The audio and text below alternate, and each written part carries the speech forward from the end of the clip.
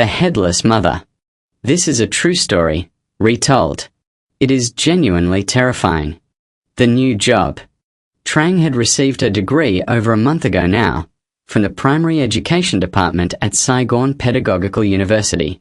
She was officially a teacher. The only problem was, she had no students. Trang had tried several places across Saigon, but essentially, the positions she wanted weren't hiring, while the ones that were offered pitiful salaries with no future. Then again, she was still very young, her parents still sent her money regularly. What was there to worry about? Lately she had been spending her time gathering with friends, eating out, going places. Then the opportunity came during one of those gatherings. The younger sister of a friend of the older brother of her close friend introduced Trang to a man named Bao, who worked in Saigon Dalat Import-Export and was looking for a live-in tutor to care for his 8-year-old daughter. The pay, she was told, was very generous. The next day, when they met to discuss the job, it turned out Mr. Bao was actually hiring in Dalat, and he was looking for a nanny, not a teacher. More specifically, since he frequently traveled back and forth between Saigon and Dalat, his daughter was often left home alone. He wanted someone to stay with her. A housekeeper already handled the chores. When he learned that Trang was a certified teacher, he told her that if she accepted the position, he would pay her a teacher's salary on top of the nanny's wages. The compensation was excellent, and she had always loved the atmosphere of Dalat, so Trang said yes. And so Trang returned to her rented room, packed her things, and a few days later traveled up to Dalat with Mr. Bao. He ran a company that exported Dalat's specialty agricultural products, which was why he was constantly shuttling between the two cities. Mr. Bao's house was an enormous mansion. Trang was given her own private room, fully equipped with every convenience. The housekeeper, a woman named Sao, only worked until 4 in the afternoon and then went home. The little girl's name was Tuyet. She was very well behaved, but she spoke very little. The next morning, Mr. Bao headed back to Saigon. Tuyet went off to school, leaving only Trang and Mrs. Sao in the house. Trang took a tour of the entire property, then came down to the kitchen to chat with Mrs. Sao while helping her pick vegetables. Mrs. Sao was quite approachable and told Trang about the house and the family. When Trang asked about Tuyet's mother, the old woman said that the lady of the house had died of a sudden illness when Tuyet was barely old enough to talk, so the girl had no memory of her mother whatsoever. Hearing this, Trang's heart ached for the child.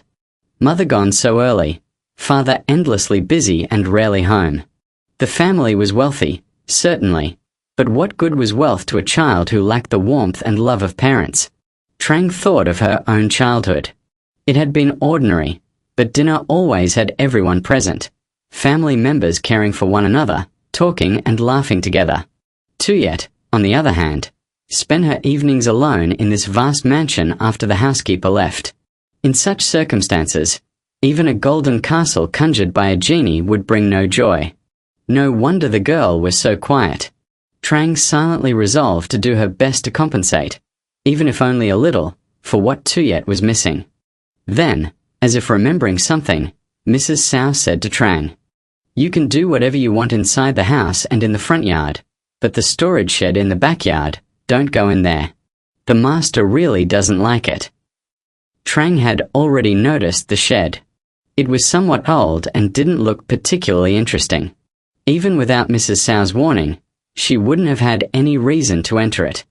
The unflappable girl. At noon, Tuyet came home from school, and the three of them ate together. During the meal, Trang asked about the girl's studies, her classmates, and so on. Tuyet answered each question politely and obediently, but never initiated conversation. Trang thought she would need to employ her pedagogical training to help the girl open up. She had plenty of time, and she was confident she could earn the child's trust. After eating, Mrs. Sao cleaned up while Tuyet went to her room. Trang went to her own room, opened her laptop, and chatted with friends online. She pulled up documents on approaches to children with mild autism and studied them further. In reality, as a primary school teacher, she had learned all these methods before and had applied them with many children during her time as a student tutor. She decided to treat Tuyet as her first challenge as a certified teacher, and she was determined to conquer this challenge perfectly. The thought made her feel energized. In the evening, Trang cooked dinner using the ingredients Mrs. Sao had already prepared. Afterward, she washed the dishes while Tuyet sat in the living room playing with her toys. When she finished, Trang came out to the living room, helped the girl a little with her homework, then sat on the sofa with her laptop. After completing her assignments, Tuyet went back to playing or reading. Around 10 o'clock, Trang reminded her to brush her teeth, then escorted her to her room, told her to get into bed, and turned off the light. She then returned to her own room. Half an hour later, she went back to check on Tuyet and found the girl fast asleep. She gently pulled a thin blanket up to the girl's chest, then went back to her room. Mr. Bao's living room was spacious and luxurious.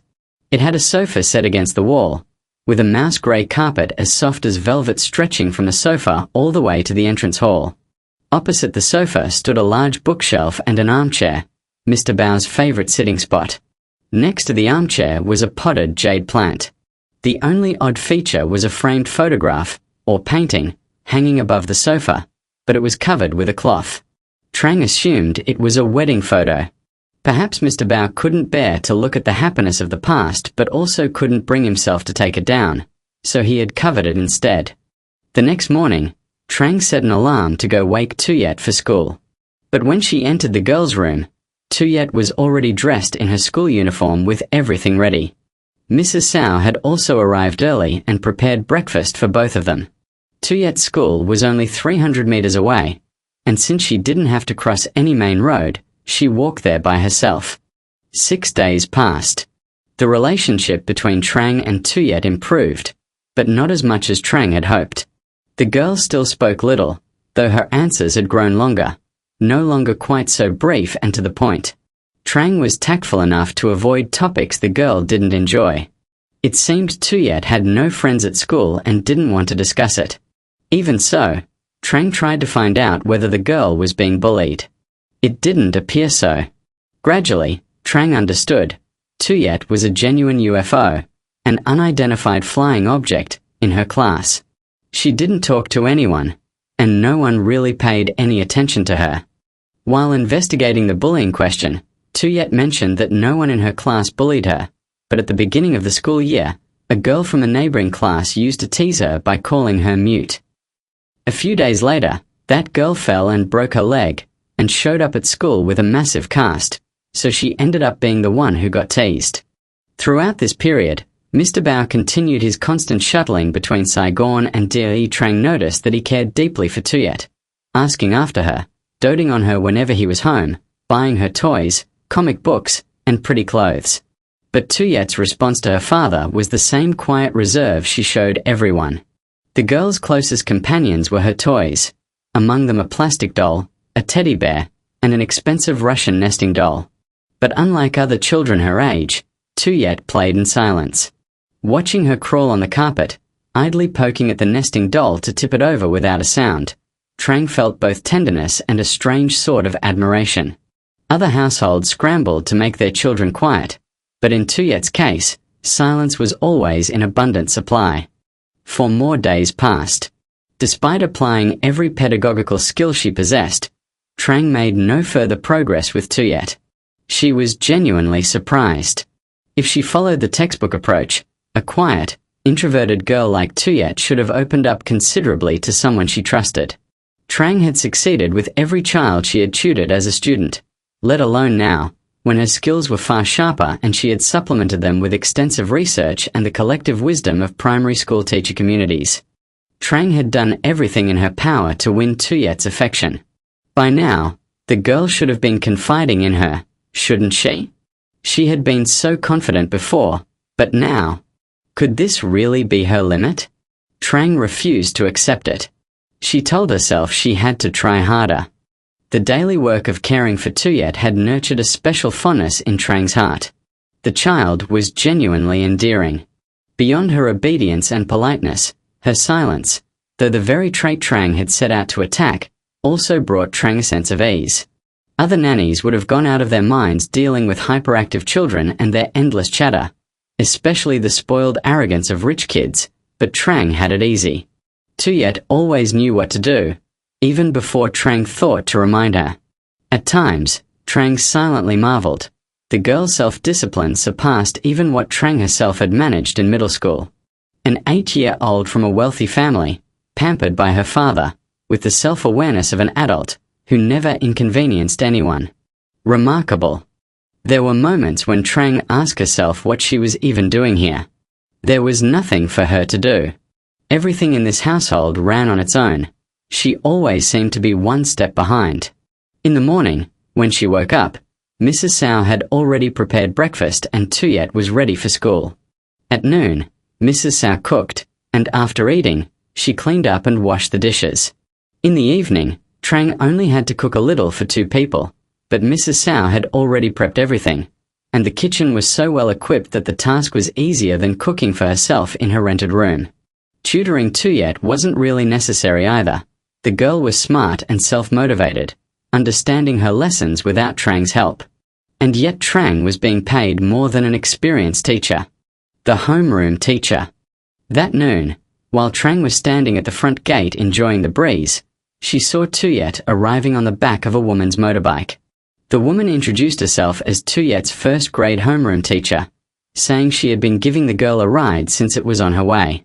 Seeing a senior colleague, who had actually taught Tuyet for a full year, Trang introduced herself and invited the teacher inside for a visit. The teacher, named Chow, checked her watch and happily accepted. Trang offered her a seat and brewed tea. It turned out they had both attended the same university, 10 years apart, which made them quite comfortable with each other.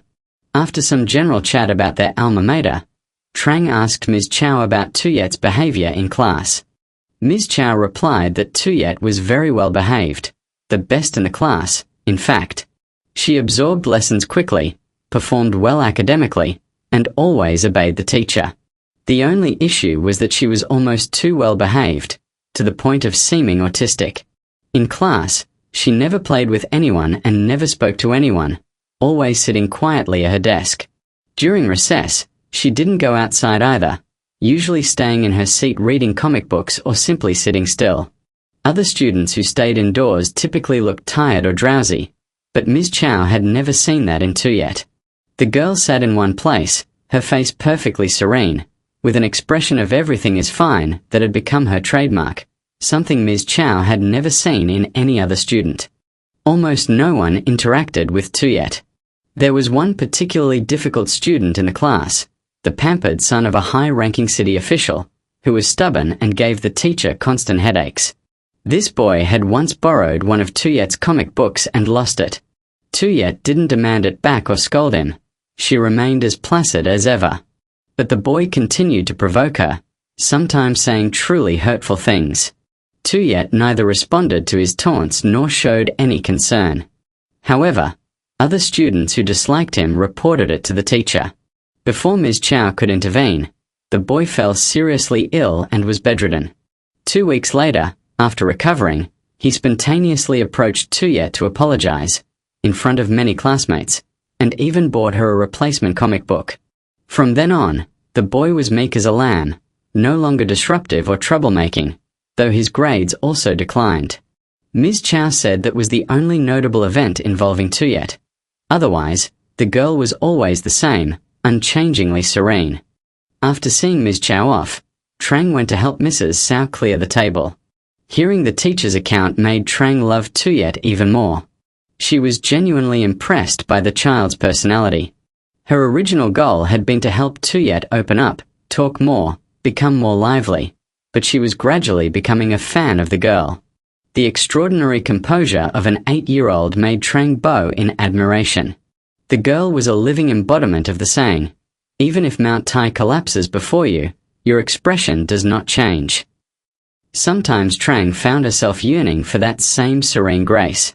She imagined herself facing a shrieking, cursing shrew while remaining utterly indifferent to the awe of everyone around her. How cool. In reality, of course, Trang would probably already be in a screaming match, finger pointing at the woman's face. For all her years, she was still deeply impulsive. Sleepwalking. Past midnight, By now, Trang should have been asleep. But she couldn't sleep. It was raining heavily outside. People were right. When it rained in Dalat, the sadness was infinite. The sound of raindrops made Trang miss Saigon, miss her friends. It had been nearly 2 weeks, and her life here had been pleasant but dull. She missed the noise and pollution, the feeling of being stuck in traffic, the street vendors and eateries of Saigon. She lay awake for what must have been over an hour. The rain showed no sign of stopping. This was the first time since arriving that she had experienced Dalat rain so heavy and prolonged. Her mind wandered, filled with thoughts of Saigon and her friends. Suddenly, Trang heard a noise from outside.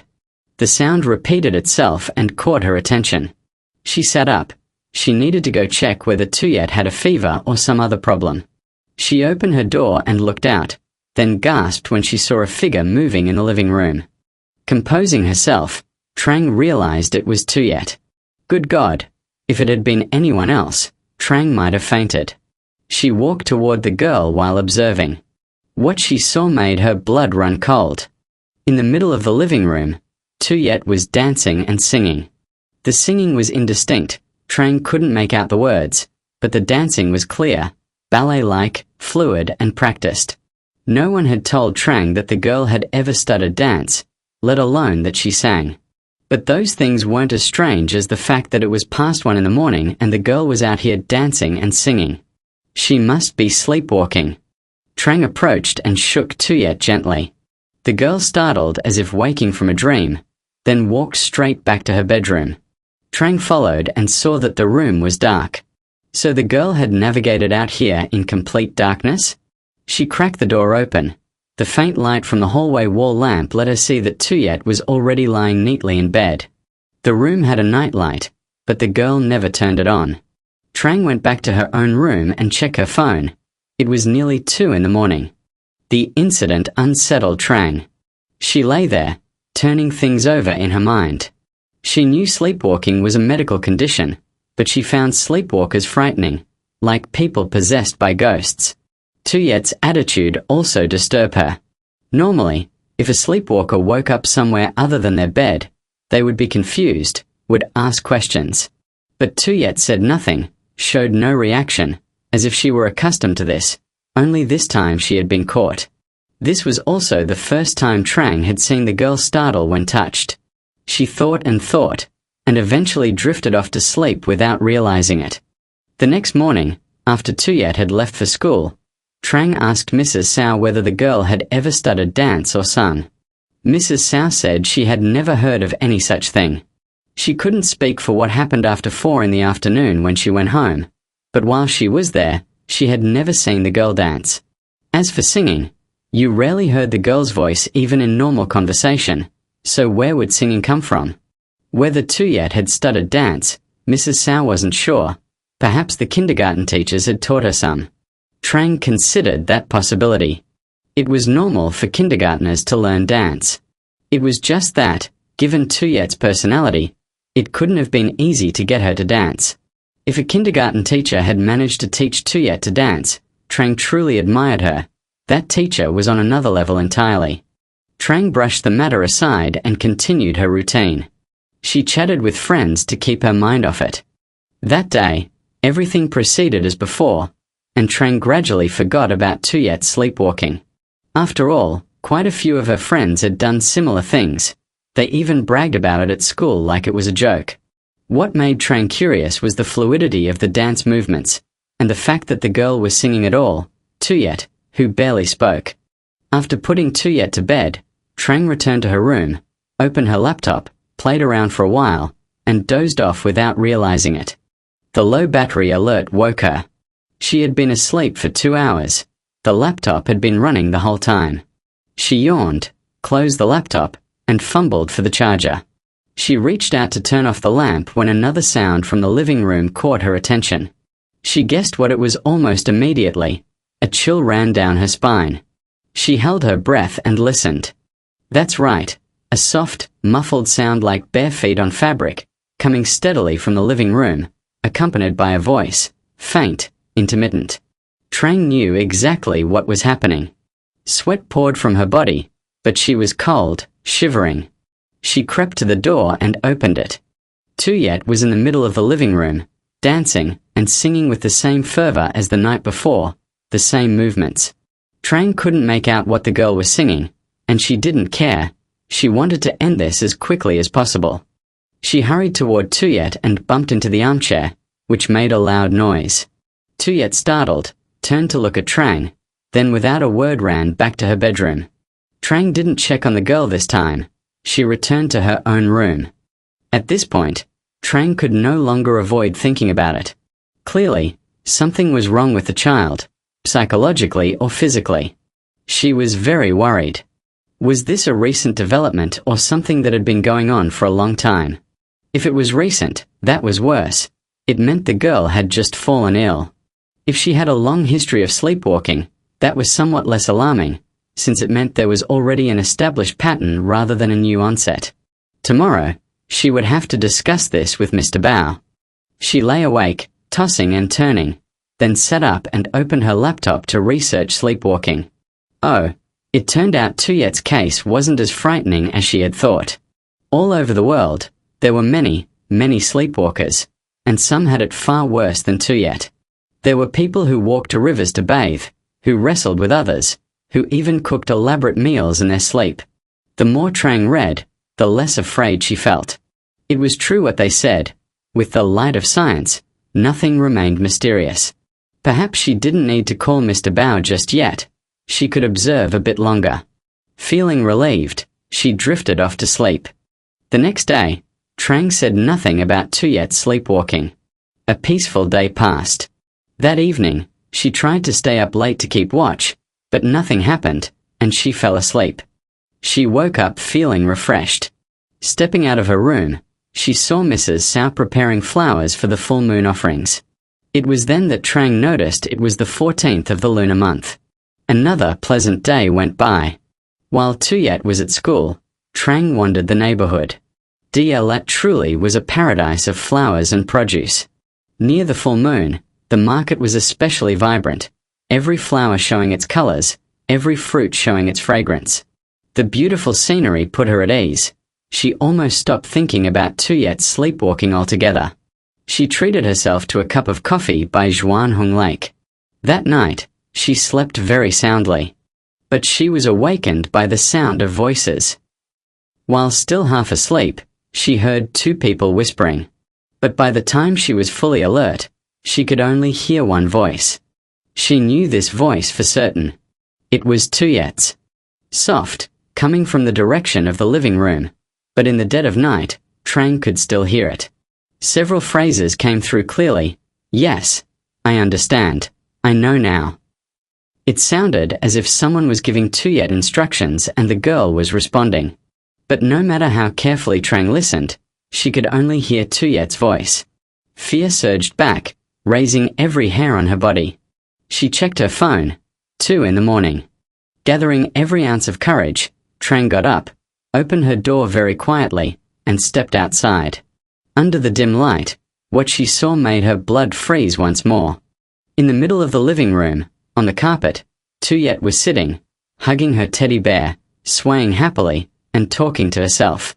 If this were a normal child, and if it were 2 p.m, a child playing with a toy and imagining a conversation with someone would be perfectly ordinary. But it was 2 a.m, and this was Tuyet, the girl who had nothing but silence. Refusing to let the fear grow any further, Trang called out loudly, as if the sound of her own voice might lend her courage. Who are you talking to? On the carpet, Tuyet, startled, whipped her head around to look at Trang, dropped the teddy bear, and stood up. Like the 2 times before, she walked straight to her bedroom.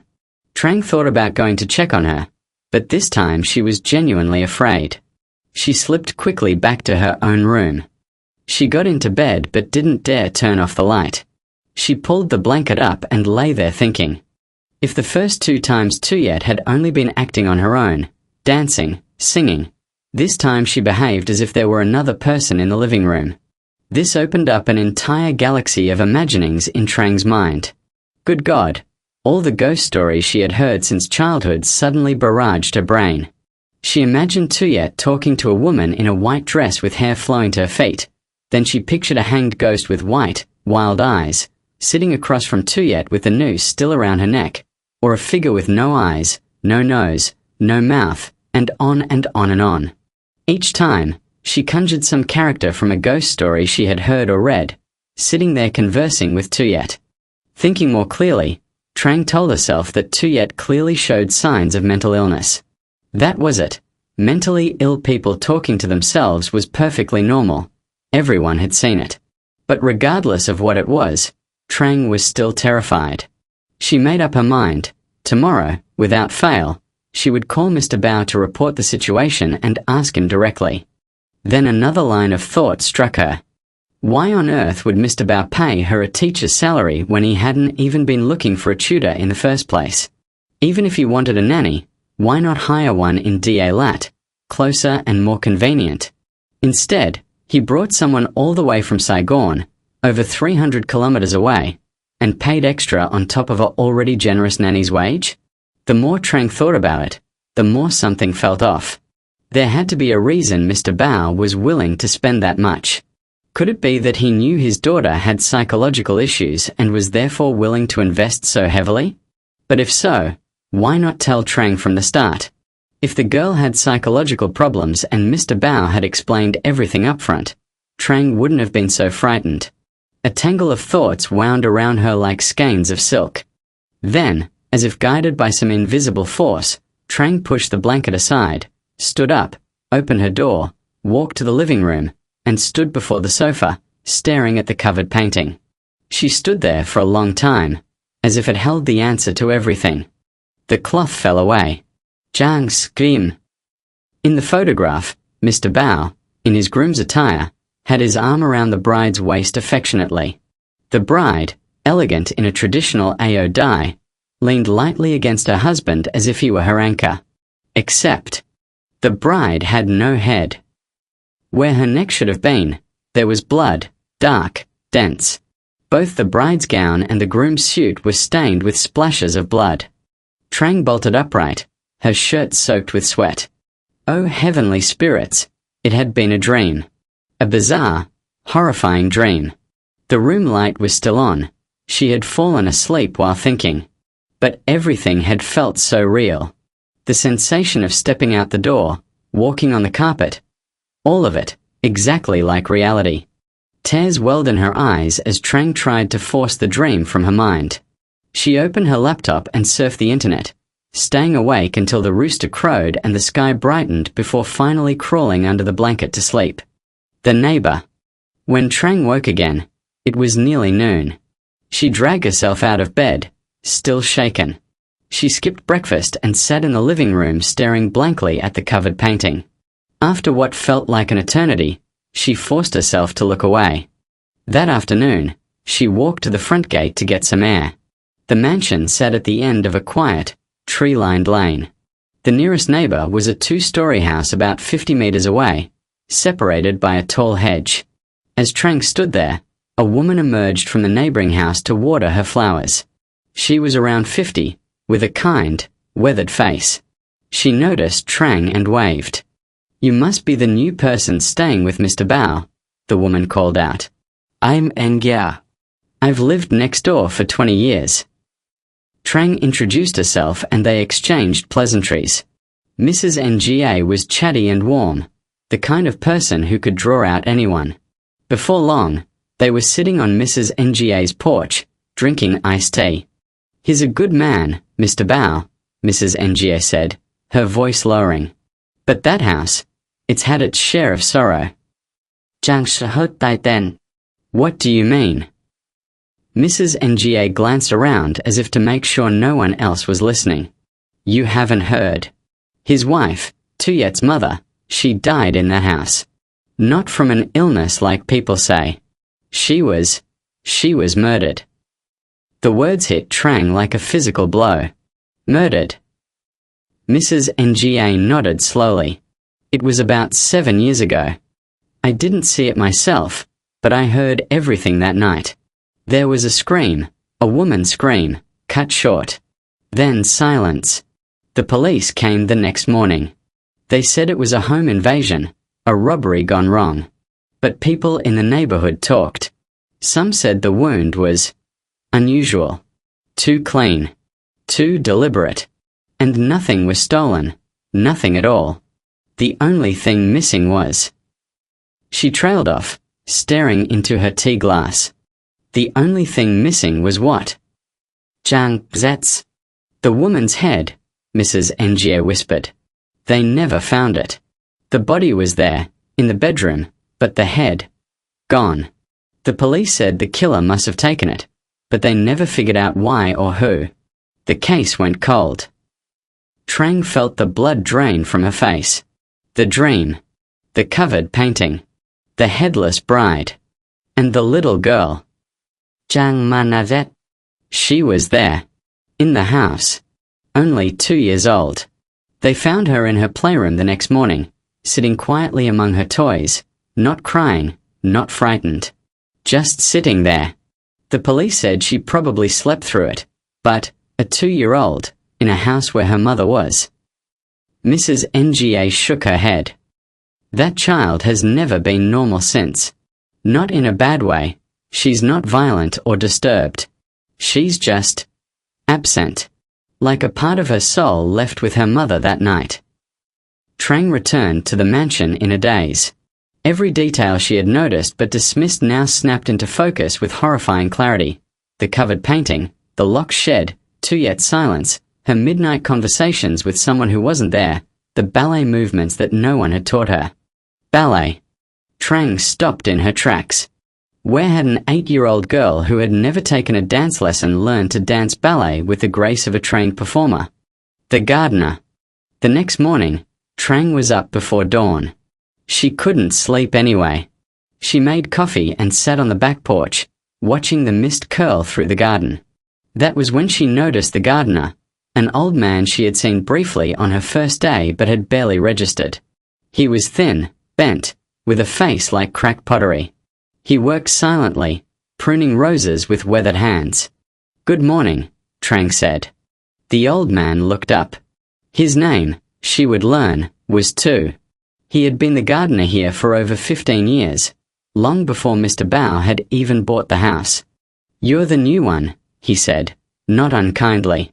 "How long will you stay?" "I don't know," Trang said. "Uncle Tu, can I ask you something?" He straightened slowly, leaning on his shears. "Ask." "The lady of the house, Tuyet's mother. Do you know what happened to her?" The old man's expression didn't change, but something in his eyes dimmed, like a candle losing its flame. "You've been talking to Nga next door. Is it true? What she said, about the head?" "I don't talk about that," Uncle Tu said, turning back to his roses. "And neither should you. Some things in this house are better left alone." "Please," Trang said.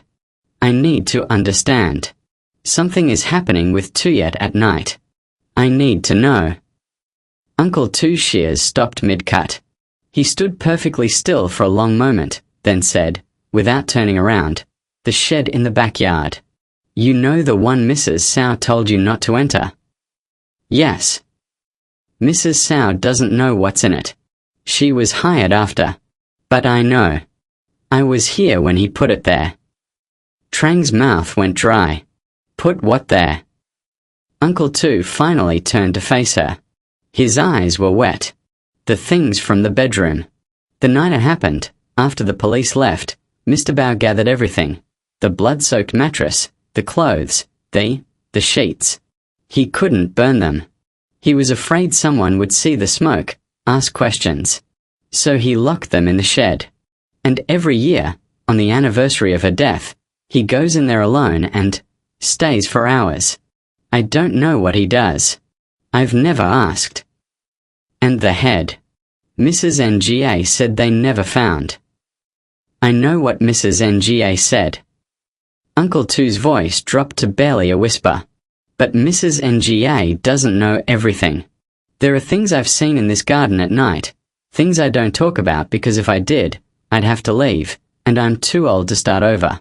But I'll tell you this much, that little girl is not talking to herself. And she is not sleepwalking. What she does at night, those dances, that was her mother's. Her mother was a ballet dancer before she married Mr. Bao. A good one. She used to dance in the living room every evening while Tuyet watched from the carpet. I saw it many times. Trang felt the ground tilt beneath her feet. Are you saying? I'm saying nothing. I'm an old man who tends roses. That's all.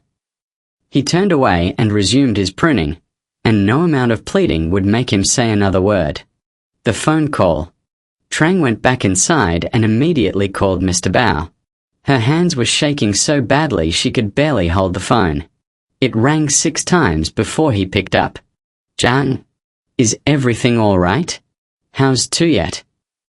Mr. Bao, I need to ask you something, and I need you to be honest with me. A pause. When he spoke again, his voice was careful, measured. Go ahead. Your wife, Tuyet's mother. How did she really die? Silence. Long, crushing silence. Then, who told you about that? That's not an answer, Mr. Bao. Another pause. When he spoke, his voice had changed, tired, heavy, as if a door inside him had been forced open. She was killed. In our bedroom. 7 years ago. I was in Saigon on a business trip. Tuyet was in the house. The police never found the killer. They never found. He stopped. Her head, Trang finished quietly. Yes. The word came out like a wound reopening. Her head. Mr. Bao, Dai. At night. She gets up. She dances, ballet, specifically. And she talks to someone who isn't there. Did you know about this? The silence this time was different. It wasn't surprise. It was the silence of a man who had been carrying a secret for years. Yes, he said finally. I knew. Trang felt anger surge through her fear. You knew. And you didn't tell me? You brought me here, into this house, without telling me any of this? What kind of person? Listen to me, Mr. Bao cut in, and his voice had an edge of desperation. I've had 6 nannies before you. 6. The first one lasted 3 days. The second, 1 week. The third found Tuyet dancing in the living room at 2 in the morning and ran out of the house barefoot. The fourth and fifth refused to even enter the house after the first night. The sixth, I hired her specifically because she claimed she wasn't afraid of anything. She lasted 2 weeks. Then one morning I found her in the backyard, sitting in front of the shed, screaming. She had gone inside. She wouldn't tell me what she saw, but she was in a psychiatric hospital for 3 months. I couldn't hire anyone in Da Ladin anymore. Word had spread. I had to look elsewhere. And I couldn't tell you the truth up front because if I did, you wouldn't have come either. No one would. Trag sat down heavily on the sofa. Her mind was racing. What does Tuyet say? When she talks at night, have you ever heard what she says? Eva listened. Many times. Through the door, through the walls. She speaks to her mother. She calls her Mama. She tells her about her day, about school, about the books she's read. And sometimes she says her mother answers back. Tuyet will laugh softly, or nod, as if she can hear responses that no one else can. Trang closed her eyes. And the dancing. Her mother was a ballet dancer. Professional. She gave it up when she got pregnant with Tuyet. But she used to dance in that very living room every evening. Tuyet was barely a year old when she died, but apparently children that young can form memories that don't surface until later. I think Tuyet remembers her mother dancing. And at night, when the house is quiet, He didn't finish. Trang thought for a long moment.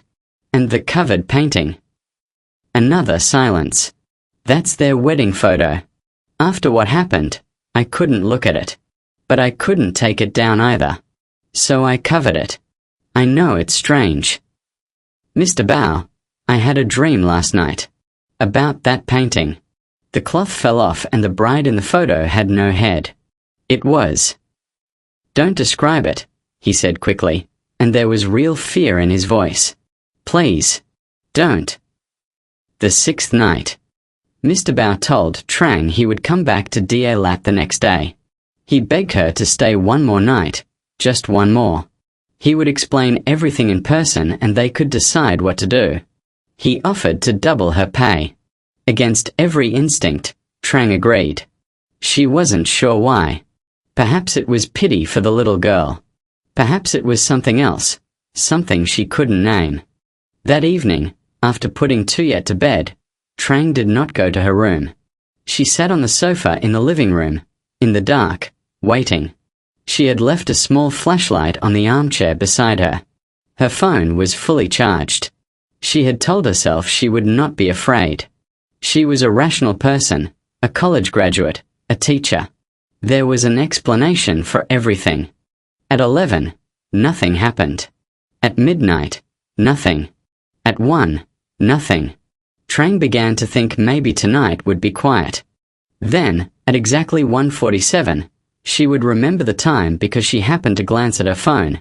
The temperature in the room dropped. Not gradually. Suddenly, as if someone had opened a door to a freezer. She could see her breath. The faintest smell reached her, not unpleasant, but distinctive. Gardenias. The scent of gardenias, fresh and sweet, mixed with something else underneath. Something metallic, like old coins left in water. From Tuyet's bedroom, she heard the soft click of a door opening.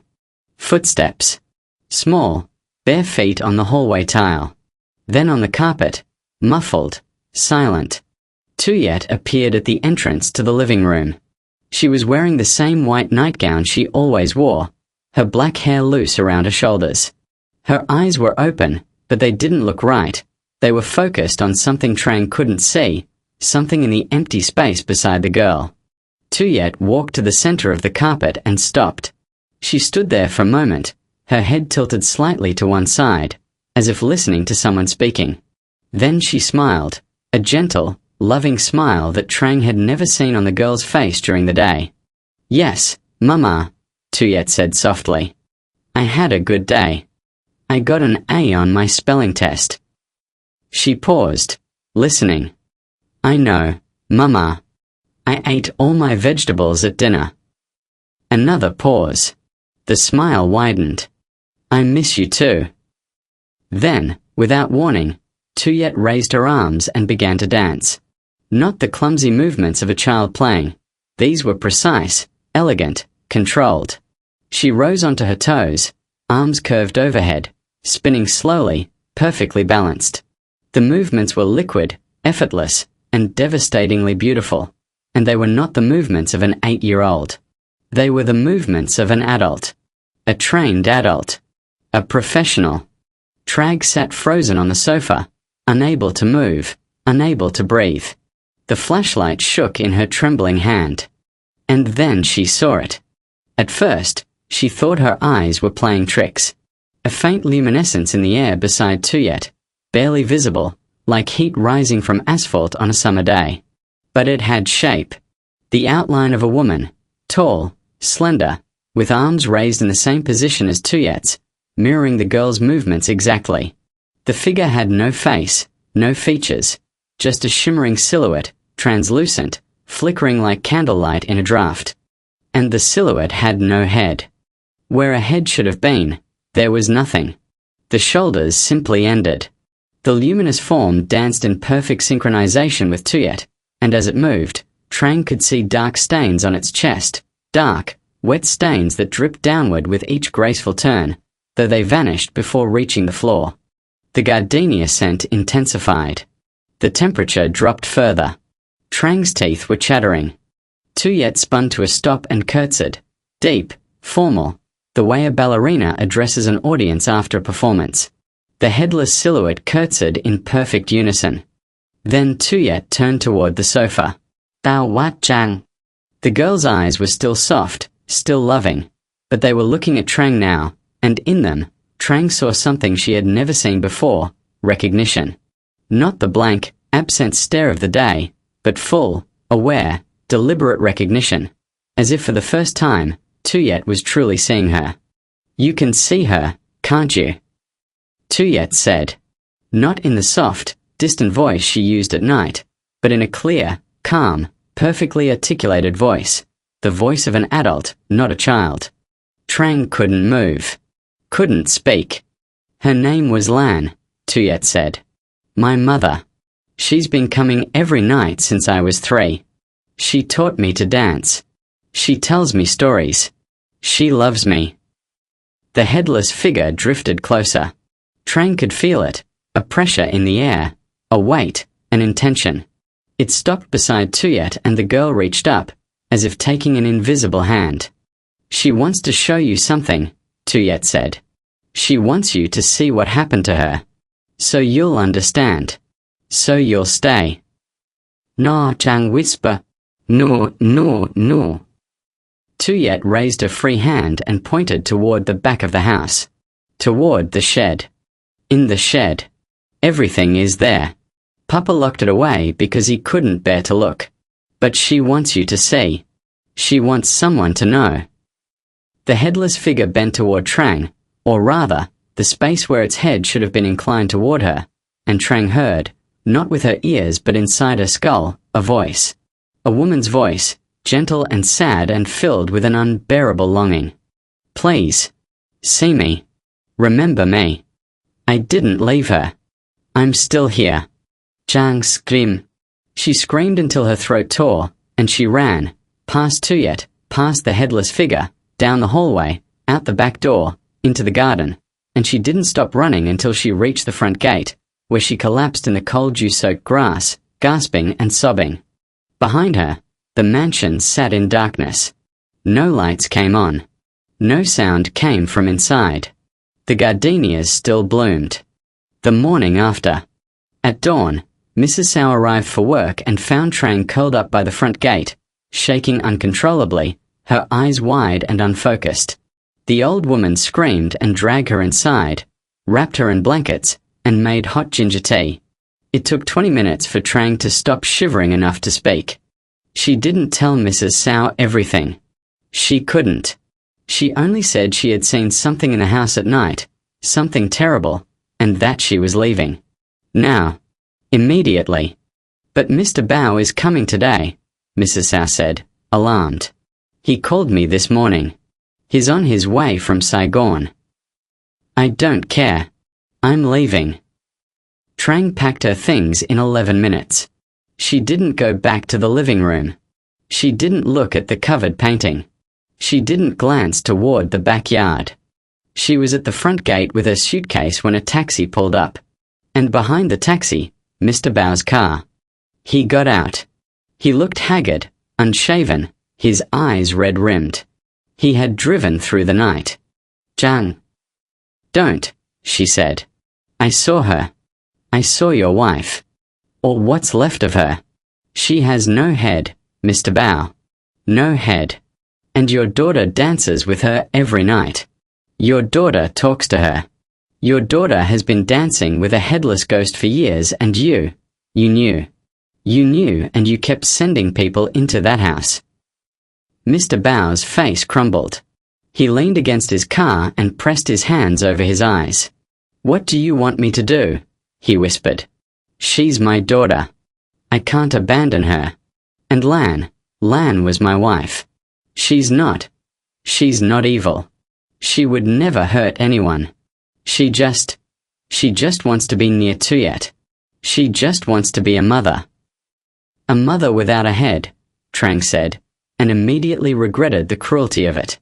But Mr. Bao just nodded, as if he had long ago accepted the horror of it. Yes, a mother without a head. But still a mother. Trang stood there, suitcase in hand, looking at the broken man before her. Behind him, the mansion loomed in the morning mist, beautiful, wealthy, and cursed.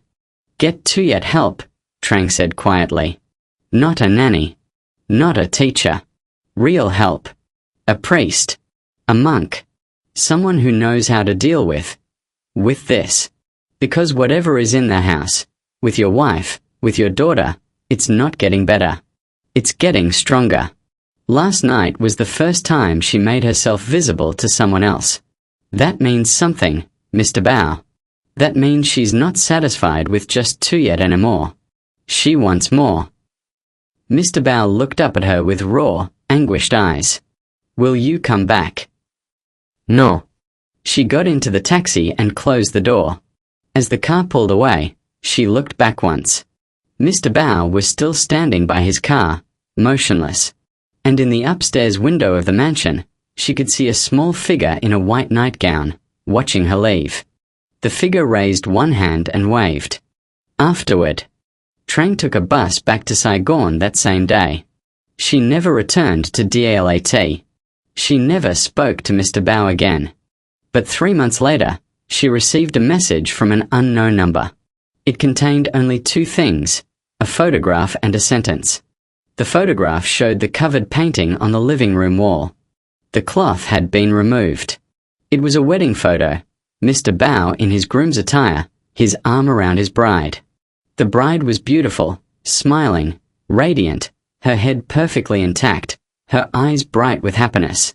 A normal wedding photo. But when Trang looked more closely, she noticed something wrong with the groom's reflection in the glass behind them. In the reflection, the bride had no head. The sentence below the photo read, "She says thank you for seeing her. She says she will always be with her daughter. And she says to tell you, the next time you dream of her, don't scream. She only wants you to know she was real." Trang deleted the message. Then she blocked the number. Then she turned off her phone and sat in her dark rented room in Saigon, listening to the traffic noise outside, the horns, the engines, the street vendors, and for the first time in her life, she felt grateful for every single sound. She never opened that message again. But some nights, just before falling asleep, she caught the faintest scent of gardenias, and she would open her eyes in the darkness and lie perfectly still, not breathing, not moving, until morning. This story ends here.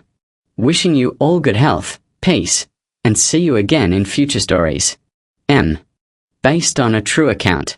Some names and details have been changed to protect the living and the dead.